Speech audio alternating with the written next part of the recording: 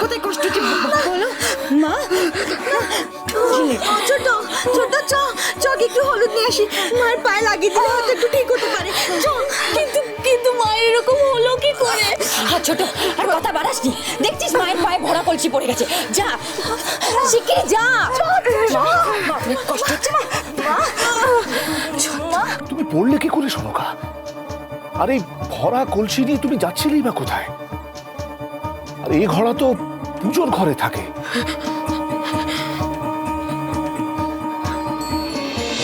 আমার আপনার সাথে বিশেষ কথা আছে। লক্ষিন্দর, তুমি এখানে এই আলোচনায় তোমার তো থাকার কোনো প্রয়োজন নেই। লক্ষিন্দর, তুমি যাও গিয়ে বিশ্রাম করো। কিন্তু বাবা, আমার যে একটা কথা ছিল। অবশ্যই কথা তো থাকবেই। আমার মা আজ বেঁচে থাকলে বলতেন, লাখ কথা না হলে বিয়ে হয় না। কিন্তু তা বলে পাত্র স্বয়ং এসে কথা বলবে তা তো হয় না লক্ষিন্দর। আমাকে কথাটা বলতে দিন। আমি একটা সিদ্ধান্ত নিয়েছি, এই বিবাহ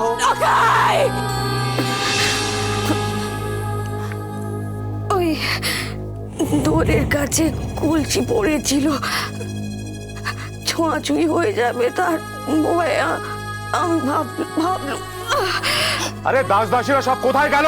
আমি দেখছি বাবা। লখাই মা ধর দেখি।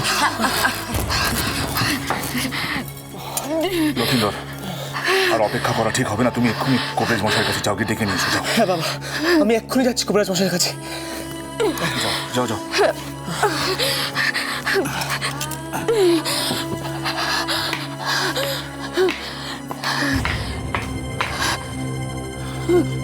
চলো সনকা।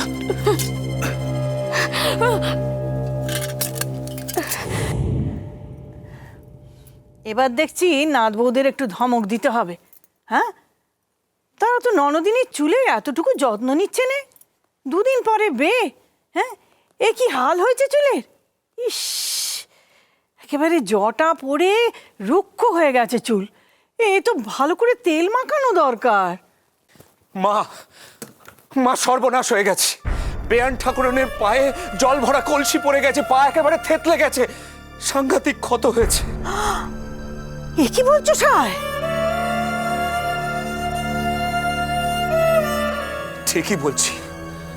কবরেজ মশাই বললেন এ ক্ষত সারতে দীর্ঘদিন সময় লাগবে। এ কি শুকনো বিপদ হলো বলো দেখিনি সায়? সামনে আশীর্বাদের কথা। বেয়ান ঠাকুরন একটু সুস্থ না হলে আশীর্বাদ কোত্থেকে হবে মা?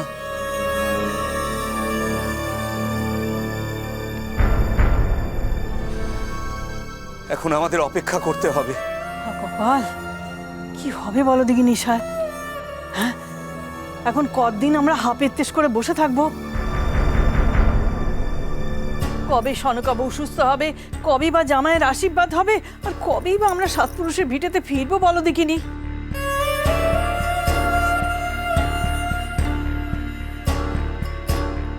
সবই আমাদের অদৃষ্ট। কে কি করবে বলো সায়? এই সব কিছু আমার দুর্ভাগ্যের জন্যই হচ্ছে। আমার কপালের দোষে আজ এত বড় একটা বিপদ ঘটলো। অথচ এর প্রতিকার কি করে করব আমি, তার পথ যে জানা নেই।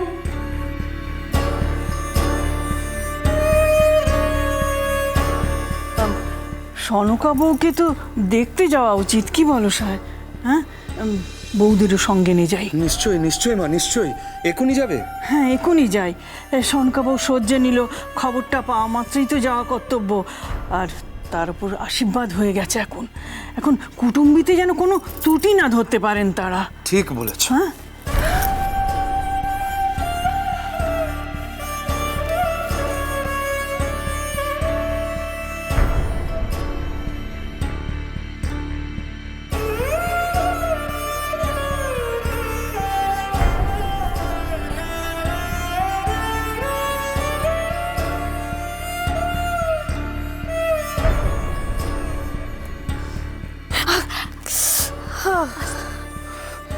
মা গো,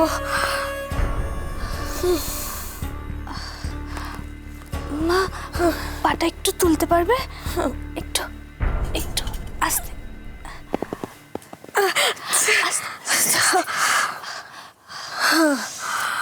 মা গো মা, এই তো মা, এই তো ঠিক হয়ে যাবে।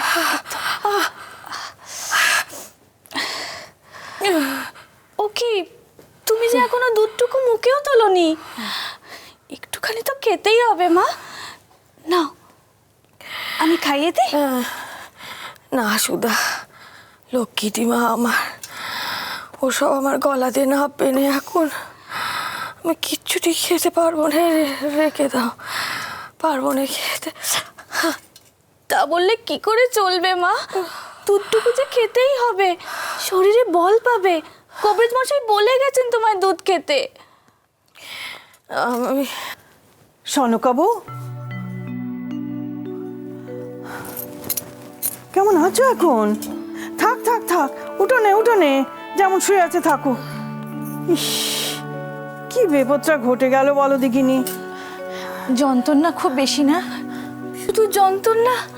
এত রক্ত বেরিয়েছিল, আমাদের তো মাথায় ঘুরে গেছিল। ও মা, দুধটুকু খাও না মা। আর জেদ করো নে বাছা, এনারা দাঁড়িয়ে আছেন, বসতে দাও। মা, খুব ভুল হয়ে গেছে। ও ঠাকুমা, আপনি বসুন না। ঠিক আছে ঠিক আছে। তুমিও বসো ভাই। আসলে এমন একটা ঘটনা ঘটে গেছে না, সব কেমন দিশেহারা লাগছে। আমার কাছে যন্ত্রণা কমানোর ভালো টোটকা আছে।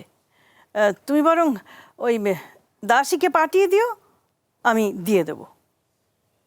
সবই আমার কপালে দোষ মা।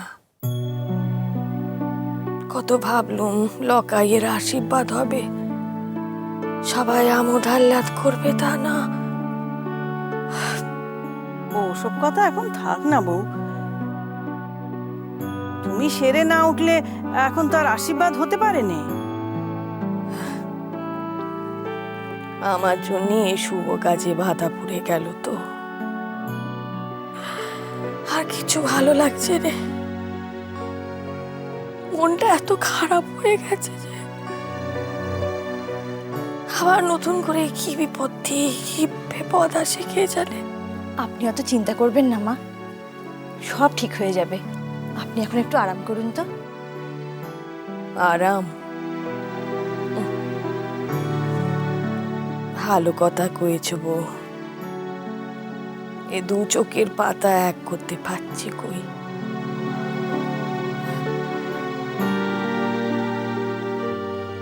মা, আপনাকে একটা কথা কইব। আমি শুনেছি গায়ের ও প্রান্তে সীমান্তে এক সিদ্ধি পুরুষ নাকি আস্তানা নিয়েছেন। দলে দলে গায়ের অনেক মানুষজনরা তার কাছে গিয়ে আশীর্বাদ নিচ্ছে। শুধু এ গায়ের নয়, ভিন গা থেকেও নাকি মানুষজনরা তার কাছে যাচ্ছে। আমি বলছি কি, বেহুলাকে নিয়ে আপনি যদি তার কাছে গিয়ে একবারটি আশীর্বাদ নিয়ে আসেন, যাতে এ বেঁধে আবার নতুন করে কোনো বাধা বিপত্তি না আসে, তাহলে খুব ভালো হয়। এমনিতে শুভ কাজে অনেক বাধা পড়ে গেছে। বেশ, তুমি যখন বলছো তখন নয় যাব। অনাথ বউ, কালই ওই বেহুলাকে নিয়ে ওই সিদ্ধ পুরুষের দর্শন করতে যাব। সত্যি বেহুলার বে নিয়ে এমন গিরো লেগেছে